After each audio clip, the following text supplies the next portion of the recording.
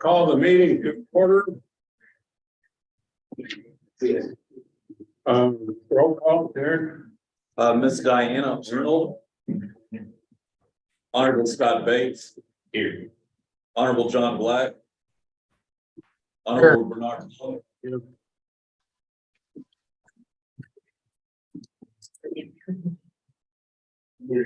Honorable Byron Chapman. Honorable Jack Kaufman. Here. Honorable Troy Ethington. Here. Mr. Chris John Streets for the Honorable Jeff Gahan. Here.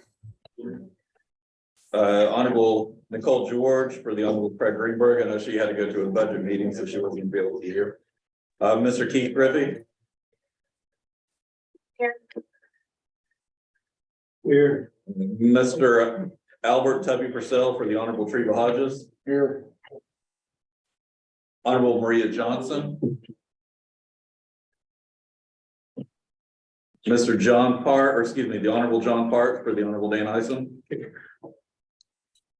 Mr. Andy Kraus for the Honorable Mike Moore. Honorable John Ogburn. Mr. Brian Abrams for the Honorable Carol Pike. Here. Mr. Kevin Beatty. Here.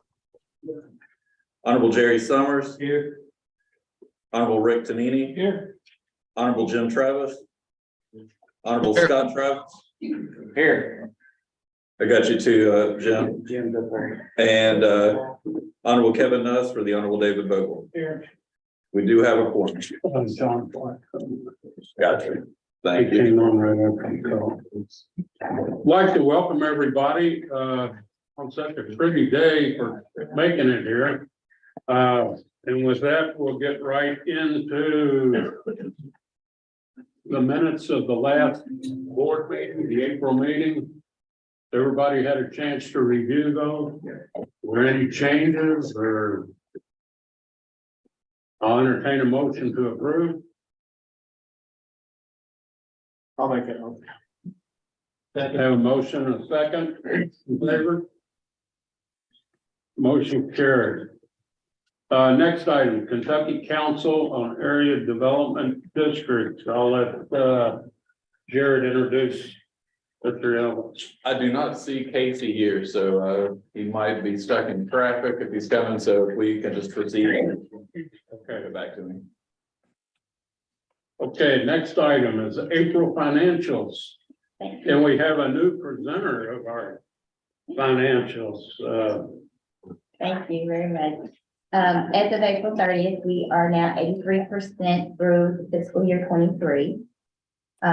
The first page of our report is a summary of work elements, and they are grouped by division.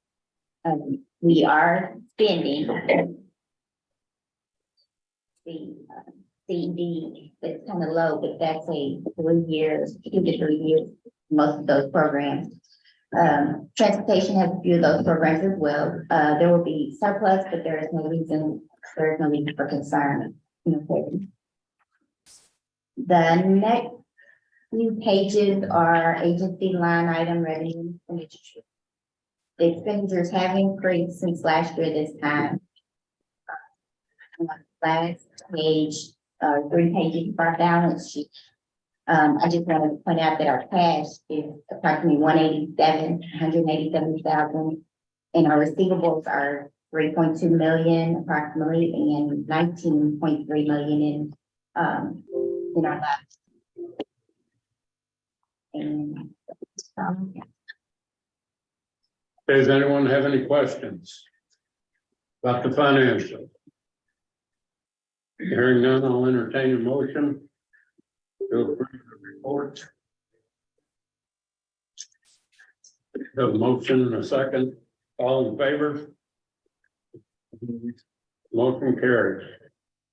Next item, Transportation Policy Committee, Andy. Thank you very much, Chairman. Skip the Transportation Policy Committee met in this room at 12:30 and ended about 1 minute ago. Apologize for the delay. And I'll tell you why. There's here in a second. So some highlights for today's meeting included some very important business that we had to take care of. Very proud to announce to the KIPDA Board of Directors that we have adopted our new long range plan, our short range program, those formerly known as the Connecting Kentuckiana 2050 Metropolitan Transportation Plan. So that's a 20+ year time horizon. Looking out for, I think we have something in the order of 12.6 billion, if I'm not mistaken, in projects over the next 27 years are in that document, hundreds of projects. Also approved today was our Transportation Improvement Program. That's our programming document that I thought to get up here and talk a little bit about each month when we have amendments and whatnot of that document. Proud to announce that the TGC adopted that plan as well. Also on today's agenda, we talked a little bit about the urbanized area boundaries as a result of the 2020 census. KIPDA staff will be meeting next week with in the urban counties, so Bullitt, Jefferson, Oldham, Clark, and Floyd, to discuss the smoothing of the census-defined jagged urbanized area boundary. That has big ramifications for us. The jagged one does, because that's the boundary that's created every 10 years. And that determines how much funding comes to us as a regional body here. So it hits us in our budget sometimes in terms of our planning dollars that we have. It's based on formula funds, based on population. And in a similar way, it hits us in the amount of dollars that are under the TPC's direct control in terms of the project funds. And so that's real important information there. The smoothing of that boundary is not as critical in that regard, but rather for functional classifications of roads, which helps make certain other funding decisions downstream. We'll be meeting next week with folks about those, that boundary. We, as I mentioned, we adopted our MPP and TIP, but we unprecedented KIPDA anyways. We amended that document. So we adopted it probably about what 1:30 and about 1:35 we amended it. We amended it with projects that were as a procedural amendment to get projects back into that TIP that were coming out of our old TIP, or that were in our old TIP and getting to the new TIP. Then a meeting, and perhaps the reason why we were a little bit delayed, was something that we heard from NDOT, and this impacts some of the folks in the room, so I'll kind of go into a little bit of detail here too. We found out yesterday that the Federal Highway Administration in Indiana notified NDOT that all of the coronavirus stimulus dollars that are unspent, and in the transportation realm, they're known mostly as CRRSA dollars, the CRRSAA. Don't have to in Indiana, at least, Federal Highway Administration has given advice to NDOT that says if any projects are out there in Indiana that have CRRSA dollars assigned to them, we do in this region, namely one in Clarksville, that due to some of the congressional goings on in Washington, that Indiana Federal Highways has given some level of advice to NDOT to, if you don't have those funds obligated by the end of this month, which last time I checked is like next week, then those monies are at risk of being clawed back. Okay, we found this out yesterday, literally yesterday. And so that has major ramifications on our program of projects. Unfortunately, it has major ramifications for a project known as the Riverside Drive project in the town of Clarksville. Again, this is breaking news just yesterday. For that matter, KIPDA staff had a consensus meeting with all of our Indiana powers that be, our local agencies, yesterday morning. And NDOT staff was in that room. They didn't tell us about it. So they told us about it a little bit later that day, yesterday. And so that has some major consequences. And we learned that we had some other negative consequences, namely some of the money moves that we made when that Riverside Drive project was unawardable. It was unawardable because of cost inflation. It was unawardable, and so that freed up money, and we made money moves because at the end of the year in Indiana, we have to use it this year. Basically, without some last minute moves that we had until June 30th to make, namely probably provide some money to park and potentially for some new vehicles we're out of options. We're out of contingency plans. We established a contingency plan in March, and that contingency plan will just clear to the board. So I'll leave that there. We had that discussion. There'll be ongoing discussions with our Indiana friends probably early next week on that. I do want to announce one more thing. It wasn't on the agenda other than my announcements I made at the other agenda because it pertains to rural counties that aren't part of the PPC or part of the MPO. Our Safe Streets and Roads for All grant, we talked about that in this meeting several times. We posted that just yesterday. The RFP was posted yesterday, May 24th. The deadline for proposals from the contractors will be in late June. I believe it's June 28th. And so we're eager to get that started. Everybody in the room, most everybody in the room probably received an invoice from me a couple weeks ago, within the last couple of weeks. But we are eager to get that started this July. And so we're real excited to say that there's been movement and that you'll hear more from us about that very soon. And with that concludes my report. Andy, just one thing, especially for our rural judges, could you just kind of give an update on the schedule for the shift process? I know we did the sponsorship, so the next step will be the boost. Sure. So the shift process, I have a calendar in here somewhere. But the July-August timeframe, is when we will be doing the boosting. So we sponsored the projects. We did that in RTC and then in the TPC back in last month in April. The boosting process is scheduled. I'm looking at a KYTC calendar here between July 24th and September 8th. So what that would mean to us, assuming those dates are firm, is that we should expect at an August meeting, right? We need to get those things out of our system. And that's an important thing because again, that sponsorship phase that we just went through is a cut of projects, right? It determines which projects get scored. So it's not a real deep cut. There's plenty of projects, there's plenty of room for many projects. The boosting is when the cut gets real deep, right? We can only boost, I think it's like 18 or 19 projects on the MPO side. And I believe it's, I want to say it's like 9 on the rural side. So we won't be able to boost as many projects as we sponsored. And so that will happen. We should expect to hear back from KYTC with the scores. You know, all those projects that got sponsored, they're in the black box right now. Black box being the KYTC scoring system. They're getting scored now.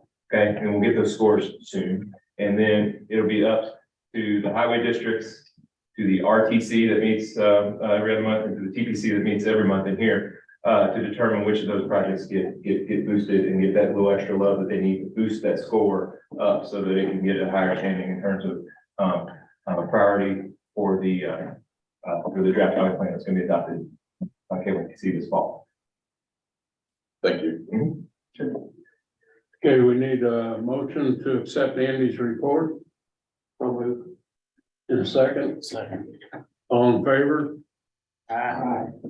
Motion carries. Andy, you're back up for the Federal Transit Administration 5303 contract. Yes, this is a fun one. And so 5303 funds, you hear us talk about 5303 funds. These are MPO urban area funds that we receive. They come to us from the Federal Transit Administration. They come to us through the 2 state DOTs in Kentucky. That happens to be through the KYTC office, what they call the Office of Transportation Delivery. So basically that's the transit office of KYTC.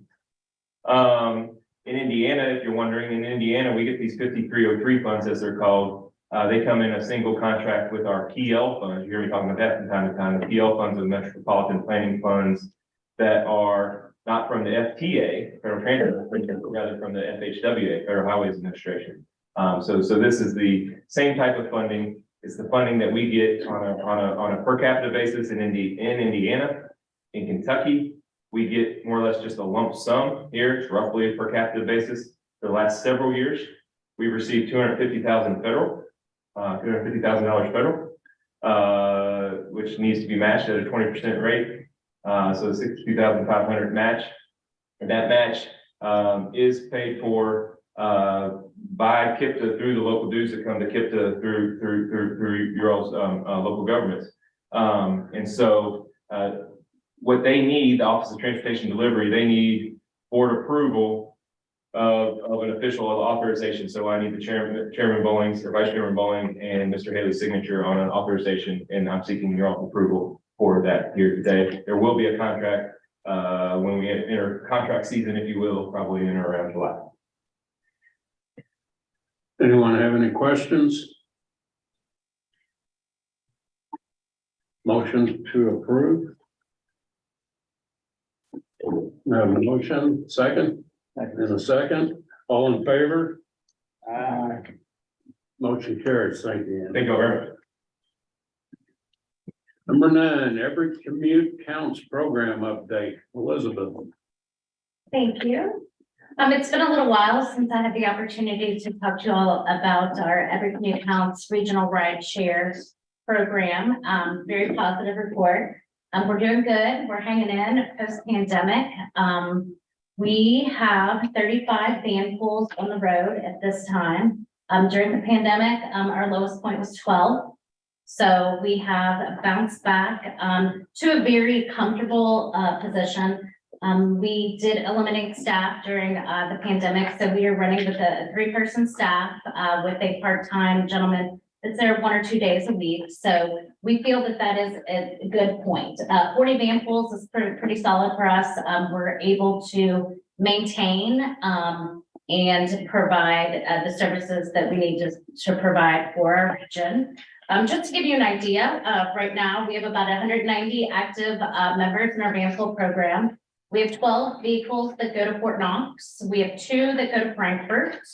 We have 4 with our employer program, which is the Kentuckiana Comfort, KCC, that they actually, we have a contract with them to provide those van pool services for their employees.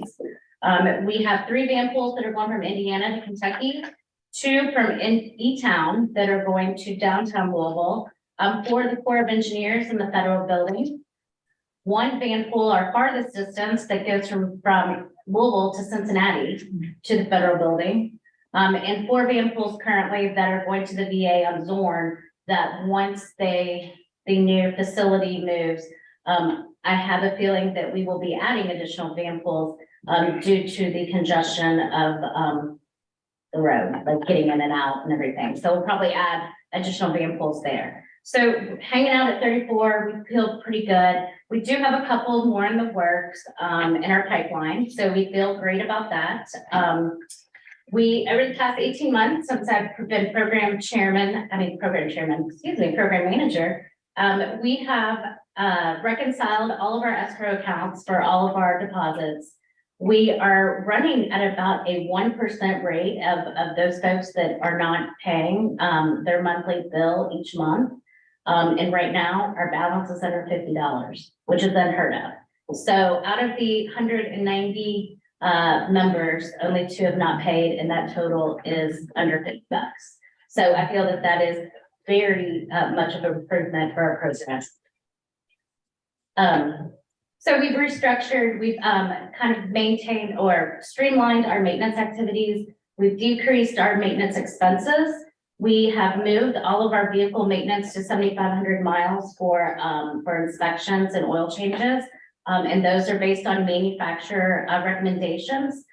We partner, of course, with Park, who does all of our maintenance now on our vehicles. And we found that that is so much better than having vehicles that could be going to Valvoline, having something done to them that doesn't need to be done to them. We have our mechanics are actually taking care of them for long term. It used to be that we were looking at 7 years turnover, but because some of our vehicles were not moved in 2 years, we're gonna try to hold out before replacing all that in our fleet. We still have vehicles that have 30,000 miles on them, so not ready to retire. But when we do, we will let your cities and counties know when they're up for auction. But we seem to be doing we're moving in the right direction financially. Looking good for fiscal year 24. We will be increasing our fares. Our fares have not changed since the beginning of the program, so for over 20 years. Our biggest expense is insurance, as you know. Insurance has doubled. Our insurance on 54 vehicles is $144,000. It used to be for 112 vehicles like $80,000. So it kind of gives you an idea of what we're working with, but we're only looking at an increase of about 10% on each van pool member overall, and that would go into effect July 1st. Our software we've been utilizing, able to do a lot more with that than we have in the past to, again, streamline all of our operations. But we're looking good. We feel very positive. And moving forward, just hope to add to get to a good place where we don't have to worry about people not paying, or we hope that they all pay, but in a financial situation that we don't need to worry about. Andy has enough issues right now, so. But other than that, yeah, need to listen up for it. But also, for Regional Transportation Council, I think I asked Randall, we would love to talk to you guys in the rural counties a little bit about our program and, any needs or anything to provide transportation options, commuting options to your county. So you'll probably see me on the agenda for the June meeting. So, but that's about it. Anybody have any questions about our program? I think Elizabeth missed her calling. She could have been an auditor because she has really dug in since she's moved into this position. But I really want to compliment her and her team. They've done a really good job of trying to revive the program after the pandemic. So Thank thank you. you. I learned from Vernon. My auditing skills. Thank you. Okay, we don't need any action. Thank you, Elizabeth. Item number 10, Comprehensive Economic Development Strategy Committee meeting. I just got a very quick update for you. So it's time for us to update our comprehensive economic development strategy. So as you all know, KIPDA is designated as an economic development district for the region as a designation by the EDA. And so one of our requirements is to create and maintain a comprehensive economic development strategy. So last year was our big 5-year rewrite of the document. This year is just going to be a 1-year update, which is a lot of it's, updating demographic data, things like that. But there are some new requirements or recommendations from the EDA that we'll need to incorporate as well. We did create a SEDS committee last year, which was very successful, and we're going to continue that this year. And our first meeting is June 23rd. I think we can get through this process in just about 3 committee meetings. I'm anticipating we might break up into subcommittees, but we're going to see at that first meeting how it goes. And so June 23rd is the first meeting, and we'll need to get through this process for them to approve us in December. So we still have tons of time to get this done, and the meeting will be a Zoom meeting. So if anybody wants to participate, please let me know and I can send out that invite, and we highly encourage everybody to attend and participate in the process. That's it. Thank you. Thank you, Ethan. Okay, number 11, grant funding opportunities. Alicia? This is page 37 in your old book. We are going to start every month putting kind of just a 2-sheeter in there of funding opportunities that are out there and available to your all community. If you see anything of interest to you, please look over this and reach out to me or one of my staff members. Hopefully this will be helpful. If there's a project that comes up that you don't see that would fit in any of these, please give us a call. We are currently researching a lot of different, I know we have electric vehicle interest in some of our communities. So we are doing everything to research what's out there so we can help our libraries, we can help our, counties and our cities. So currently right now, what we have is our community development block grant, which I think a lot of you all are familiar with. These are going to be for your low and moderate income or job creation. So if you all have any community projects or economic development projects in the works in your community, please reach out to us. EDA has the Public Works and Economic Adjustment Assistance Grant. So this is any public works program that provides resources to meet construction and or infrastructure design needs of your community. EDA disaster supplemental grants. This is actually regarding a declaration of impact this year, and it's only for Bullitt, Spencer, and Shelby County. We are currently working with the city of Shepherdsville to actually apply for this. And this would be to actually upgrade their wastewater treatment plant. So we are in the process of doing that for one of our communities. So if you are in Shelby, Spencer, or Bullitt, and you all have a project you all can think of, please let us know. Of course, there's the USDA rural development, there's a broadband grant out there currently, and there's also, low interest loans for our community. So I know we've talked a lot about this for our EMS buildings or community facility buildings that are needed in a lot of these rural communities. This is one way to get a low interest loan. Some portion of it, depending on your low and moderate income, can be grant funding as well. Energy, there's a lot of thing about clean energy going on. I said the electric vehicles has been an interest in some of our communities. We're trying to figure out what's the best way to do that, if we do it per county or by a region. I know local metro has kind of their own plan, the transportation cabinet has their plan, so we're trying to focus on our rural communities. So again, that's just a report. Look for this every month. We will highlight some of the ones that we think would benefit you all, and we can move forward from there. So that concludes my report. Does anyone have any questions? I just want to kind of reiterate what Felicia said. They're constantly looking for a funding opportunity. So if you could provide her with kind of your priorities or your wish list of projects, they can start trying to see what might be out there that would fit into those projects. So be sure that they're aware of what you all want to do so they can Yes. identify the funding sources. Okay, with no questions, the clean water grant contract. Right, I'm asking for action to approve a contract with West Shelby Water District. This is to administer their cleaner water program funding for Shelbyville Road Pump Station in the amount of $5,000. Action is requested. Anyone have any questions? Discussion? I'll entertain a motion. I'll move to approve. Second? Got a second? Any more discussion? All in favor? Any opposed? Motion carries. You're up again. Okay, so this is agenda item 13.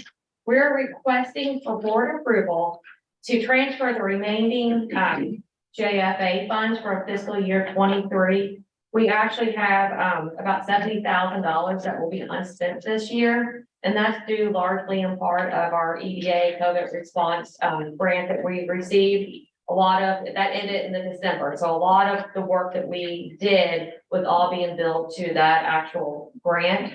So that freed up about $70,000 in our yearly budget that we want to transfer the JFA funds to an ADF fund, which is your area development fund. I know people who've been here for a while, you all are familiar with the ADF funds, where it's a pool of money that each city or county will submit an application for a smaller project. And then we here at KIPDA will decide which ones will get funded by that $70,000. So once we actually get approval from the Department of Local Government to transfer those into our area development fund, we will reach out to each of you all for a call application.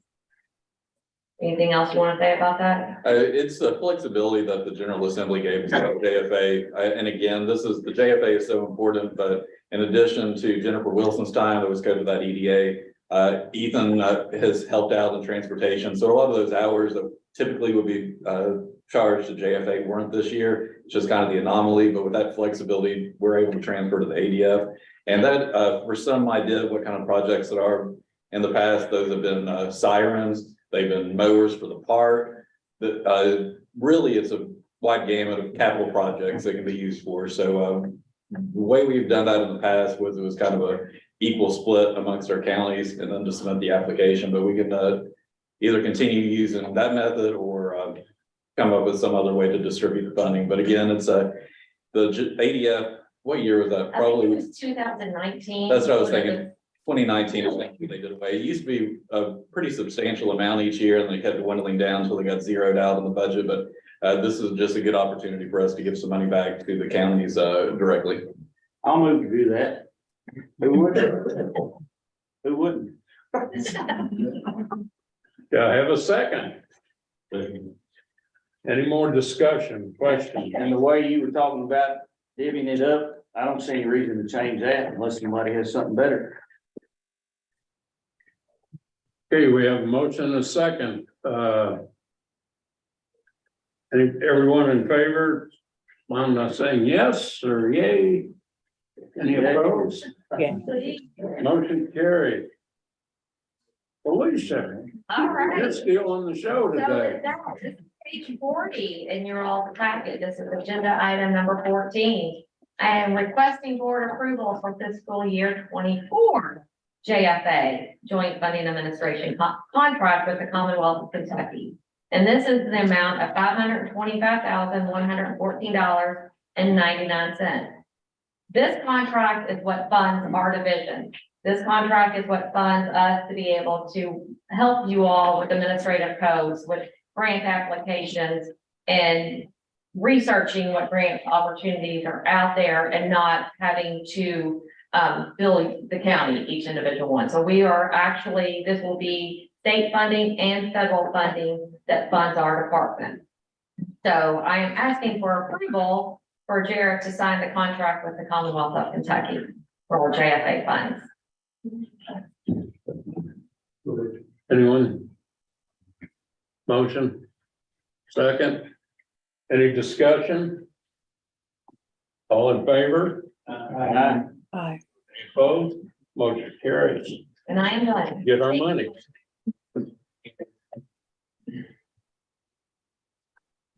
Item number 15, fiscal year 24 social services contracts. Tricia. Thank you. So every 3 years, we procure for services. This year was a really large year. We had to have different procurements that we've done.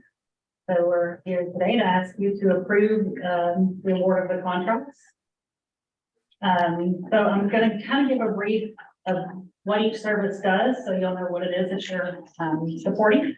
And we'll have to take some of them one by one. Thing.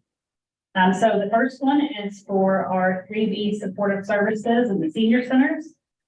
Some examples of the services that are provided are transportation to events, outreach, information referral, telephone reassurance, visiting, homemaker, respite, employment services, case management, health insurance, recreation, education, so lots of different things that might keep our seniors from being isolated. We're asking for a total of $542,004.60 in contracts. This is, I'm sorry, on page 41 of your packet. I will take these individually. So the first one is for a contract for Highland Community Ministries, totaling $32,994. These have been approved by the recent recommendation from our advisory council. So we're asking for. We're going to vote on each one. If we want to, we can take this together and just do the abstentions. For the specifics, since there are that many, would that be okay, Tricia, or do you feel like we need to do these individually? I wasn't, so you can help me out a little bit here. I'm comfortable with whatever you need. We have, so. I think we can take each of these, like the 3B supportive services and the 3B transportation, but take those individually, but take the. Yes, the other ones together. Yeah. Yes. And we keep a list of like the Tri-County board members, the multi-purpose, we know who you are and who serves on both boards, so we'll make those notes in a minute of the abstention, right, Rachel? Yeah. So I need to do Highlands and Jewish, or just do the 3B altogether. 3B altogether, Okay. the 3B supportive services. Okay, so altogether. 3B supportive services, and totaling $542,004.60.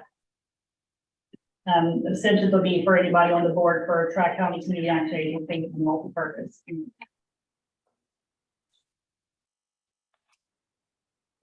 Okay, any questions about the first set? Entertain a motion. Have a motion and a second, all in favor? Thank you. Any opposed? Motion carries. Thank you. The next one is for our 3B transportation services. This includes senior center transportation, non-emergency medical transportation and vouchers. The total is $313,979.80 for two contracts, to Louisville Wheels, and the Tri-County Community Action Agency. I do want to note that at this point, we did not receive an eligible application procurement for Center and Community Access Transportation for Bullitt, Shelby, and Spencer County, the multi-purpose region. So there is still funding available. We're still going to seek ways to provide those services in that region. Anybody on the board for the Tri-County Community Action Agency, you would ask that you say. Okay, any questions from anybody? Motion, I'll move to approve. second. We have a motion and a second, all in favor? Any opposed? Motion carries. Thank you. Thank you. The next one is for our Title III Health Promotion and Disease Prevention. Services that we're providing through these contracts are Tai Chi for arthritis, bingo size, walk with ease, and an arthritis exercise program.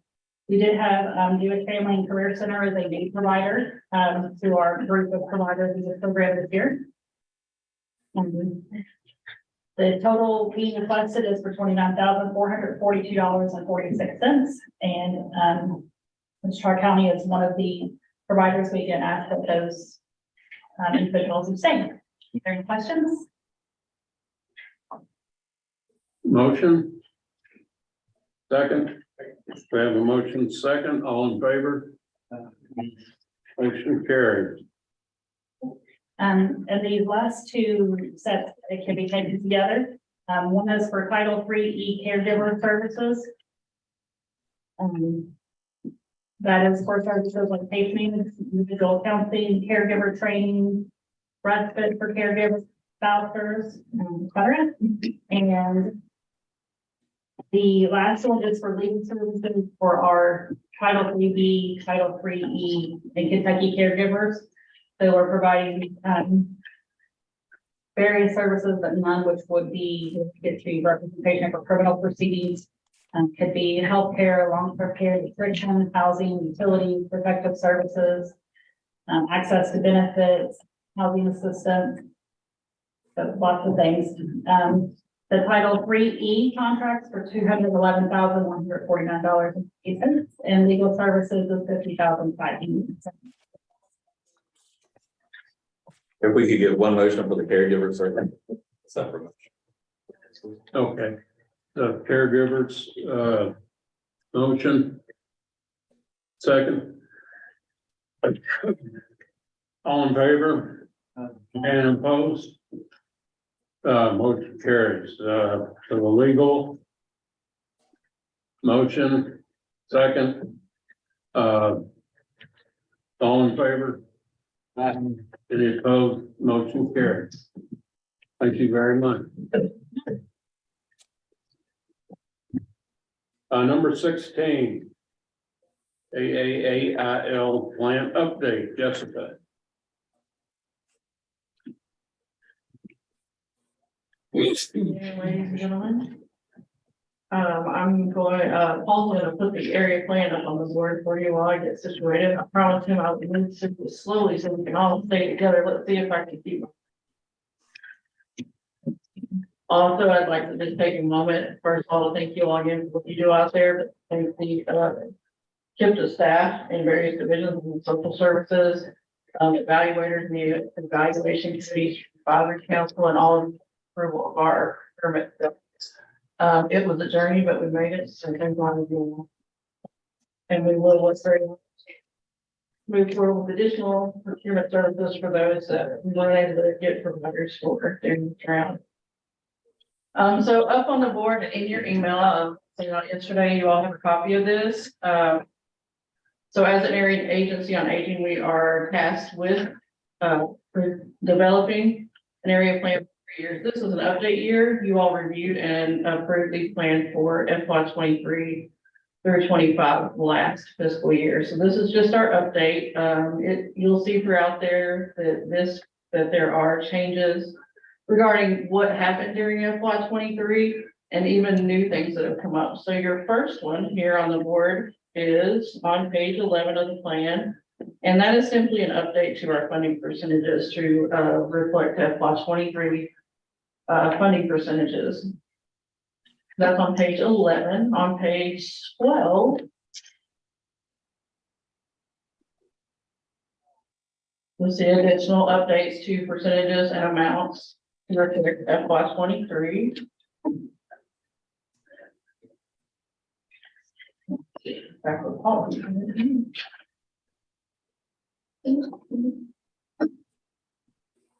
So there's nothing significant to note there for all of you all. I just wanted to changes have occurred and where they are and where you will find them. So that's a common update we make every year. On pages 15 through 20, we list all of our partnerships with anyone, any organization or person in the community, as well as coalitions we are a part of, healthcare coalition, community action, partnerships, et cetera, and so forth. So we removed some partnerships that either no longer exist for whatever reason, and we added some additional new ones. You can see there are a good handful of them, which we're very excited about. On page, yes, keep going. Long pages. We're excited that we've got plenty of pages of partnership. On 22, we just briefly modified our advisory council description to reflect our current practices. We are continuing to develop our advisory council. Again, I encourage you all, if you all have any community members, organizations that would love to join, we need them. And I mean that. We need people on our aging advisory council. It's very hard to produce what we need to with the very few partners we have right now. So if you know somebody, send them our way. It could be a caregiver, it can be a person that's receiving services, it can be someone with a disability, it can be somebody from an agency or somebody from your offices. Send them our way. On page 24, we added in some of the challenges that we have faced and continue to face this fiscal year with driver shortages and transportation. And the hesitancy there are still clients that are hesitant to return to on-site services. I will say in the past 3 months, we have seen an increase. One of the ways that we gauge that is in our congregate meals numbers. We know by attending, they're eating. And it's been up by 30%, Tristan, was it? 30% in the last 3 months. So they're coming, but we are still not seeing what we saw pre-pandemic. Thank you, Paul. On page 25, we just updated the number of volunteers that we and our providers had in FY 23. If you see there, it's, let's see, where you at? Well, your 25 is 23. Oh, I'm sorry, 25. Yes, Paula, I apologize. Thank you for having my page in front of you. Page 25, had the wrong page number. But anyways, we had about, I think, a total of 45 volunteers altogether, and that's region-wide. So we still need more of those.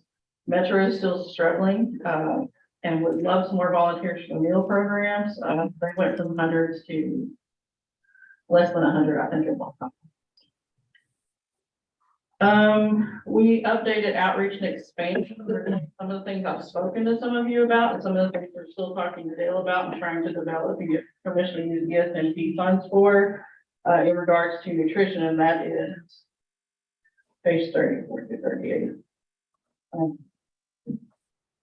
We added in this plan potential restaurant food partnerships, food truck venues, meal boxes, and other nutritional efforts. We also added the We Care Kentucky website, which is for the caregivers. We've seen a slight increase in that recently, so keep getting the word out there. We appreciate it to caregivers. It's a free service. They are adding to that service. Glad to announce. The ability for the caregivers to do group chats, and they're adding support group sessions online. So free support group sessions. I can't tell you how important that is. Getting caregivers to an event is almost impossible. Allowing them to have access to free materials, especially research materials online, is invaluable. We also put in there the decrease in the number of multi-purpose senior centers, and I don't mean multi-purpose. Our community action agency, I mean that we are required as an area agency on aging to have a certain number of multi-purpose senior centers. We lost elder serve during FY23, so we reflect that here. On page 48. I know this is some light reading for you guys. It is listed by section, so you go to the ones that are most important to you for. We just updated some minor language on page 48 to reflect additions to our goals, mostly remain the same. And then on the very last one, Paul, page 53, we updated what we have to put in there. We run our 3D services a little bit differently. And Dale made a request, once they approved our FY23, that we remove the staff time that we had in the 3D budget that's up towards the top. So you can't have staff time in 3D programming. So we did that. So as you can see, there's no major changes. There are minor changes to reflect what we are doing and what we're looking forward to in FY24. I'll entertain any questions that you have now or later. But we do need approval of the area plan so that we can have the board chairman sign it, and then we present it to Dale still in draft form, just so you all know, because if they have questions, we'll do updates. And then once they approve it, it'll become fine. And Jerry, I'm sorry, I didn't have a chance to touch base with you after we talked this morning. We can wait for the chairman's signature. I'll send it like it is and then let them know. We'll get the signature later. Thank you, John. We will get that to Judge Ison when he gets back. Yes. So asking for any questions and then a first one. Sharon, if you would. Any questions? Comments? Motion to approve? Second? All in favor? Motion carries. Next item. Jessica's backup social services activities.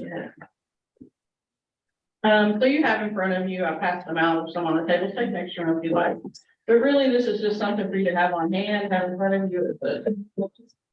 I wanted to give you all an idea of what social services is doing, especially because we're heading into summer and we need to be out there. This has been, and we hope to continue to be, we are seeing all of those events come back into play that we attended prior to the pandemic, plus some. So just on the back of this, it tells you a little bit about what we're doing out there, not only us, also providers. So as you can see, just in this piece of this calendar year, we've touched over 10,000 people through outreach. Our providers have been touched and thousands more above and beyond that. I put some of the main things that we've been talking about at these events or been requested to speak about at these events. So dementias and Alzheimer's support, working very hard on that. Supporting veterans, caregivers, and fraud prevention. So you all know, last month I passed out, and if anybody needs another one, we're doing Scam Jam in partnership with AARP on the 15th. Here at the Jeffersonian, I always say that wrong. It's that facility. On June 15th. And we have a couple other requests for fraud prevention events. But where are we? So we're in parks, we're in schools, we're in community centers, we're in churches, we're on the sidewalks, we're at the fairs. But where aren't we? That's our question to you all. Where are we not in your communities where you think that we should be to assure that community members have access to the information and the services that we provide? So I challenge you to send me or designate someone in your communities to send us the events that are going on, your calendar of events, or another agency in your region that you believe will be best able to produce that information for us, so that we can be literally everywhere. Our connectors have done 90 events in May alone. I did want to point that out. In May alone, 90 separate opportunities for people to apply for insurance in these communities. So help us to help you. Any questions? I want one event from everybody in my email. Yeah. I gotta figure out process to hang out for the one. And I gotta make it scale, because Metro can easily win that, so I've gotta give it a, what do they call that in golf?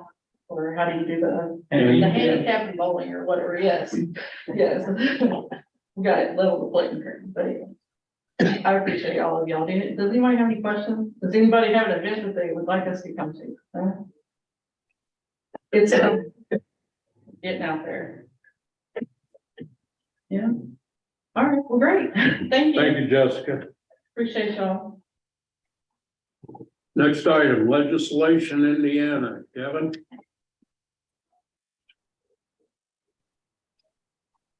Yes, can everyone hear me? We can. So the Indiana legislative session ended on Friday, April 28th in the wee morning hours around 2:30 a.m. This year featured a significant amount of technical maneuvers by legislators to move bills forward without committee vote or approval, or in some cases, even against the majority opinions of their respective party caucuses.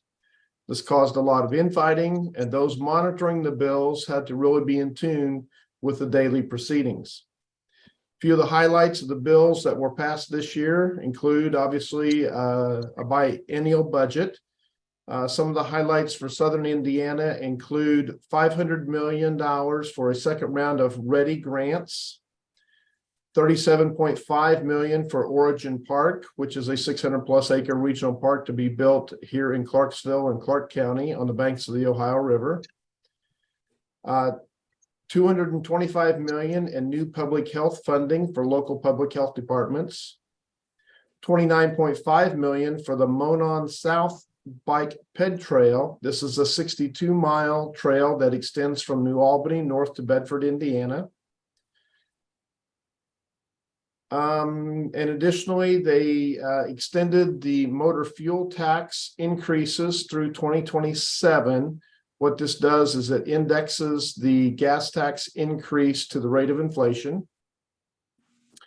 Housing bill that was passed provides grants to improve Indiana workforce needs by adding housing incentives and creating infrastructure assistance programs. An interesting one that can kind of take away the authority of elected officials is a bill that requires all communities larger than 20,000 in population to create a police and fire merit board if they do not already have one. The board would automatically have 2 representatives from the police and fire departments, plus 5 members appointed by the elected body. This, in essence, gives police officers and firefighters a seat at the table in matters of discipline and promotion of their fellow officers. And because Indiana communities cannot restrict where its officers live, decisions could be influenced and made by persons living outside the community and in communities like New Albany, Jeffersonville, and Clarksville, maybe even by people who live out of state in Kentucky, or if you were in the Cincinnati metro area, people living in Ohio. Bill regarding property taxes reduced the levy growth cap from 5% to 4%. What this means is that units of government will only be allowed to budget for a 4% growth rate next year versus a 5% growth rate, regardless of what the assessed value of their community or county saw. So this is an attempt to help to reduce the burden of taxes on the taxpayers.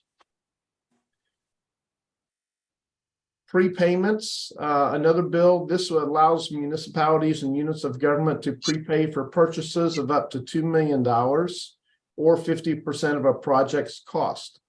The plus side of this is we can lock in prices of, I'll call them commodities, whether it be pipe, whether it be vehicles, whatever it is.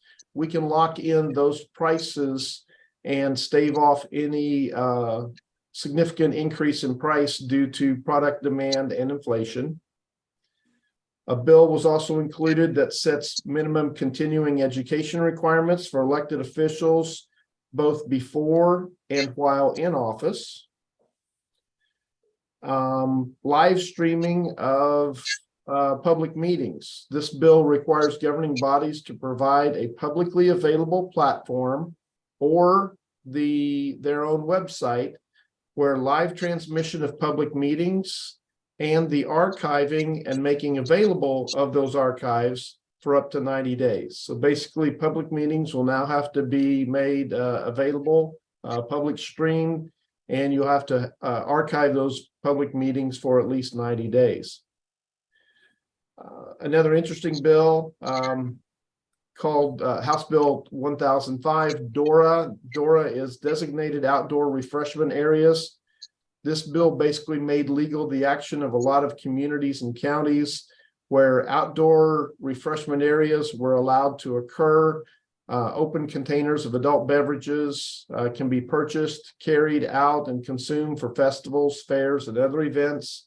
It also allows that minors can be present in the outdoor refreshment area. A lot of communities were already doing this, kind of turning a blind eye to it and not enforcing the rules. And the legislature finally caught up with allowing this to be done on a legal basis. So overall, it was an interesting legislative session. I know the legislators are glad to be done. We now start a summer of a lot of work sessions, work groups that will work on bills that did not make it out of each respective house. Those items will then be brought back, obviously, in the coming session for 2024. So if there's any questions, I'd be glad to try to answer them. Anyone have any questions? Thank you, Kevin. Thank you. Everybody's mom. Number 19, personnel report. Kelly? Thank you. So we've had 2 new hires in the month of May. One is Susanna Kennedy, has been hired as a home care case manager in social services. Started May 1st. She earned a bachelor's degree in interpersonal communication from Indiana University Southeast. Excuse me, and a master's degree in teaching from Spalding. Susanna comes to KIPDA from Open Doors LLC. Margaret Baker has been hired as a budget and contracts planner. She's in the Division of Social Services effective May 8th.